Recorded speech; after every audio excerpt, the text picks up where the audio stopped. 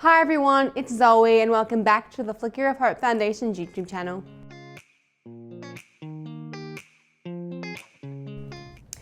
Okay, today I have a very special guest and I am joined by... I'm Associate Professor Jonathan Payne, a clinical neuropsychologist and Senior Principal Research Fellow at the Murdoch Children's Research Institute. Amazing, well thank you for joining me today. And you are helping out with some research funded by Flicker of Hope. Is that correct?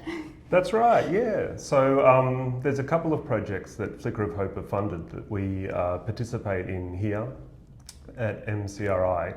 The first is a TINT trial looking at a medication that's targeted towards NF1 that treats tumours, and also some money that we've used to create some stem cells that we're using to better understand how NF1 affects brain development and brain function.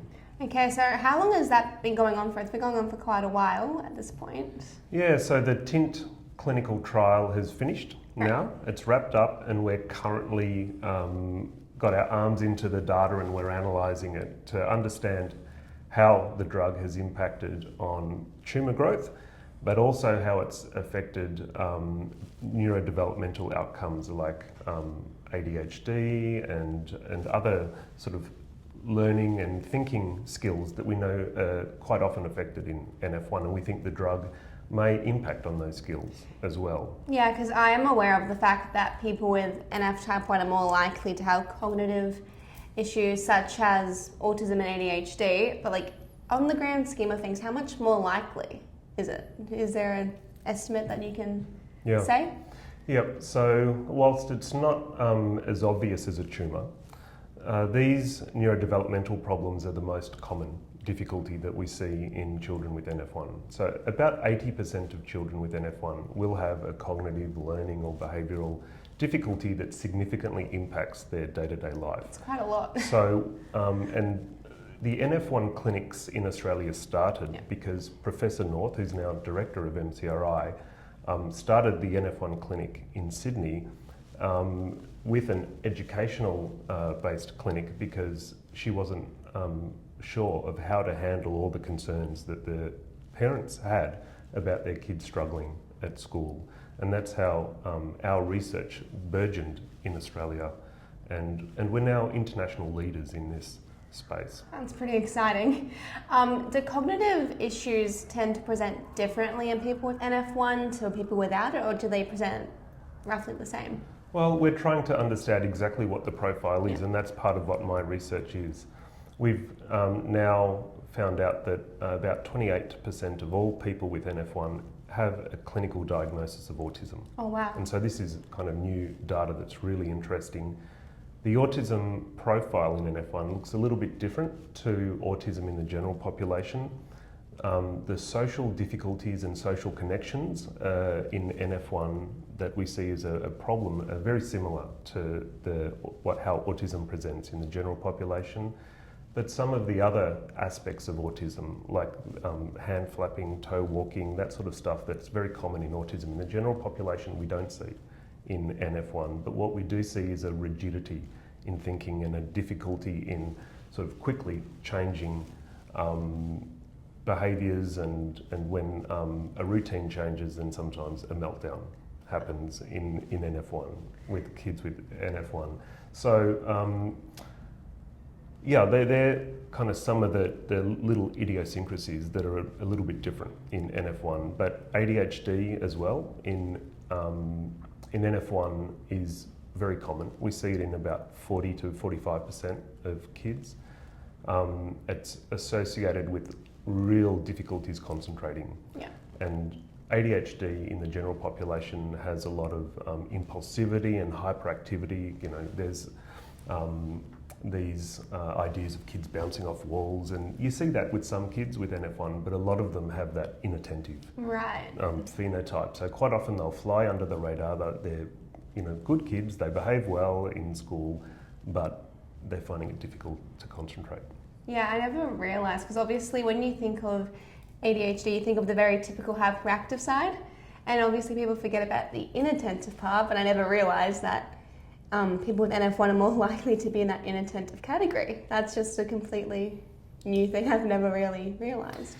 Yeah, and because of the cause of ADHD in NF1 will be different to ADHD in the general population, maybe the same treatments won't work. Right. So we're actually about to start a trial as part of the NF Clinical Trials Consortium in the US. We're the only Australian site with Children's Hospital at Westmead in Sydney. And we'll be testing a non-stimulant medication called guanfacine, which has recently got approval for ADHD in Australia, but we don't know whether it's useful in NF1. So we'll be trialling that to see if it improves clinical outcomes such as ADHD symptoms and quality of life in NF1. So how long would a trial like that normally take? Obviously, trials can take quite a few years, but for something like when you know it's meant to be treating ADHD, would it take just as long, or would it be a bit of a shorter experience? Well, actually, for a given individual in the trial, the effect of the medication is fairly quick. Right. You'll hopefully, if it works, you'll hopefully see a change in a couple of weeks. You may not see the maximum benefit from the drug, but you'll see that after about a month. Well, that's really interesting. I never realised all of that. So you're very into the whole cognitive side of issues. That's my bread and butter. That's your bread and butter. Yeah. I also find it really interesting because I feel like NF isn't really understood, and then it's like all of the things that can go with NF. It's kind of like a whole matter of, here's a list of 101 side effects or symptoms. It's like, good luck figuring it out. And it's a matter of, it's kind of very hard to navigate when you look at this list of things. But don't other neurodiversities tend to overlap within each other?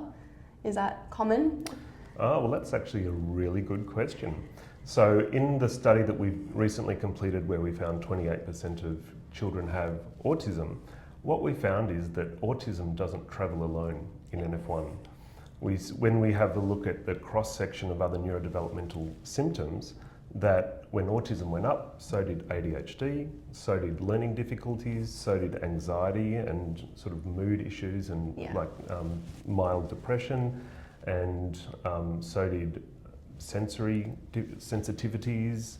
And so what our research is moving towards now is to actually find a new measure, a new tool, like a survey, a clinician-administered survey, that accurately measures the NF1 neurodevelopmental phenotype. Because at this point in time, we have maybe 8 questionnaires that we give parents in clinic, and they look at each of these neurodevelopmental symptoms as a silo. And it takes 2 hours to complete. Your mum will know that. But what we're wanting to do is to look at which bits of those questionnaires are most sensitive to the issues that kids with NF1 have, and then design a new tool that's focused on those as a whole, because when you have NF1, it affects all of those problems if you tend to be affected, not just bits of them. So in that case, I think this is a really important sort of direction for our research, because it's important for clinical trials. If we find a drug that we think impacts on the way NF1 affects brain development, then how do we measure whether that works? Which silo do we choose? Yeah. And so we choose one that sort of sums all of them together. Yeah, I find all of that stuff very interesting. I did study an integration editing course a couple of years ago, and learning about all the different learning disabilities and cognitive issues I find extremely interesting. And it's very interesting kind of going deeper into how me having NF1 and finding out how all of those other things can very much kind of like go together. It's kind of really, really interesting, and especially over the past couple of years when more has been learnt. Yeah, and it's incredibly interesting. I love my job. I can't lie. I love it. And what's great about studying something like NF1 is that we know the cause. Because if you study autism and ADHD and learning difficulties in the general population, you don't know what's causing it. And so a lot of research is trying to identify which genes, and there are thousands of genes that have been identified that give incremental sort of risk increases to developing autism or whatever the neurodevelopmental problem may be. But in NF1, we have one gene. So because we have one gene, we can then understand and study that gene. What effect does that gene have when it's functioning normally? What effect does it have when it's not functioning normally? And then we can understand how NF1 might affect brain development and brain function, and then then look for ways that we can intervene and maybe correct that if we can identify the children that might benefit from a medication early enough. Yeah. Well, I'm very, very interested in all of this stuff. I feel like I could keep going on there if I want to learn more. So I'm assuming the whole aim is to kind of figure out how best to help people with NF as well as all of the cognitive issues. Exactly. And so our research at the moment is moving towards how do we best measure what it is, what the neurodevelopmental phenotype is in NF1, and how early can we identify kids that would benefit from a treatment, because the earlier we treat, if we're going to affect the way the brain develops, the better the outcome is likely to be. And then we have another arm of our research program in the lab where we use stem cells that we've derived from our patients whose clinical profile we know very well, and then we can study how NF1 affects their a model of their brain that we have in the lab, and that is kind of enabling us to move towards a personalised medicine approach. Well, thank you for sharing. I found this very interesting. I hope everybody else found it just as interesting as I did. So thank you so much for joining me today and telling me all about your research. Oh, it's my absolute pleasure, Zoe. Okay, that is it. Thank you so much for watching. I really hope you enjoyed it. Of course, I would love you to like, comment and subscribe, and our important links are in the description box below. So our Facebook, our Instagram and our website. Thank you for watching, and I'll see you next time.